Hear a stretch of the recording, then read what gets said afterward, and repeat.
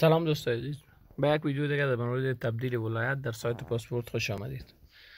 وقت نوبت ما در ولایت مربوطه ما زودتر نمیرسد یا در ولایت ما نمیتونیم ثبت نام کنیم به خاطر که سایت ما ولایت مربوطه ما شما باز نیست، میتونیم در کابل ثبت نام کنیم و بعدا هر وقت که ولایت ما شما باز شد و سیستم او موجود بود میتونیم با آسانی تبدیل کنیم و نوبت ما انشاءالله زودتر میرسد.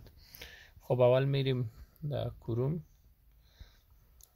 ایره ما قبلا باز کرده بودم، حالا فعلا تیار در سایت پاسپورت هستیم. خب اما بارکد اینجا درج میکنیم.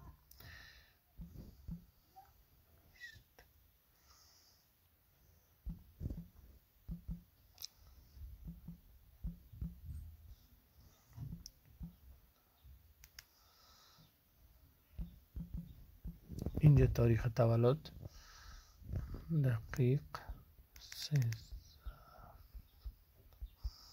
این شخص هم قبلا ثبت کرده بودم با این مشخصات، در ویدیو قبلی میتونین ببینین.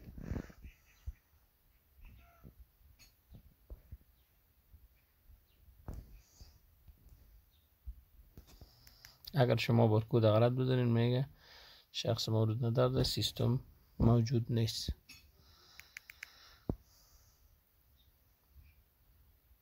اینجا یک دانه صفر مانده.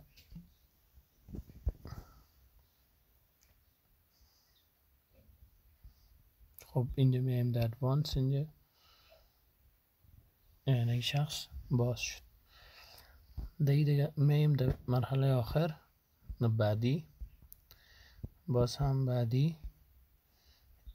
اینجا آدرس برای دریافت پاسپورت ولایت مربوطه خود میگیریم، مثلا نورستان، ارزگان، زابل، هر ولایت یا دیگه ولایت که اگر اینجا نیست ولایت مربوطه خود ما هر وقت که باز شد ولایت انتخاب میکنیم. مثلا من اینجا انتخاب میکنم نورستان، این به نورستان تبدیل شد. شماره تماس مامو فقط ثبت میکنیم، معلومات موافقانه ثبت کردید، به نورستان تبدیل شد. اگر شما میخواهید به ولایت مربوطه خودتان تبدیل کنید ولایت مربوطه خودتان انتخاب میکنید دیگه بخیر تبدیل شد، دیگه هیچ مشکلی نیست. تشکر از توجهتان و تشکر از اینکه لایک و سابسکرایب میکنید.